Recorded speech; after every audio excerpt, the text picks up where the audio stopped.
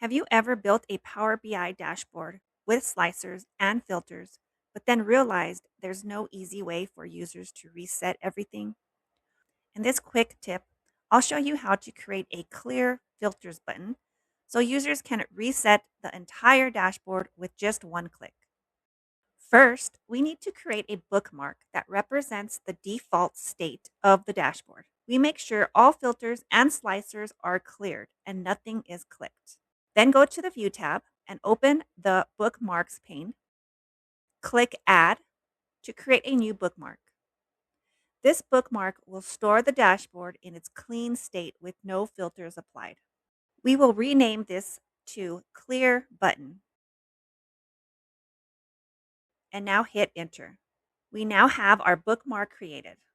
Now let's create the button and add this bookmark to it. So go to Insert and choose a shape. I'm selecting a rounded rectangular, so it looks more like a button. Now we can format the button so it looks like a clear button. Now making sure your button is selected and click on the left side where it says Format Shape.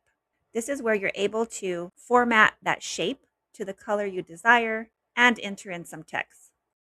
I'm changing the fill color and adding a border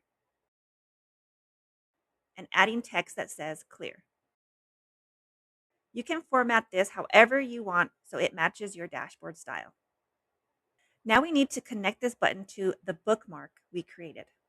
Select the shape, then in the Format pane, go to Action and turn Action on.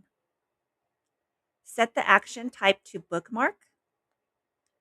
Then you'll see your bookmark that you created earlier. Select the bookmark. Now the button is connected to that reset state. Now let's test it. First, I'll apply a few filters to the dashboard. Now when I hold Control and click the button, everything resets back to the original state. This makes dashboards much easier for users to explore without getting stuck in filter view. And that is it, a simple clear filters button that improves the usability of your Power BI dashboard. If this quick tip helped you, please like the video and subscribe for more tutorials on Power BI, SQL, Python, and real data analysis workflows. Thank you so much for watching, and I will see you on the next video.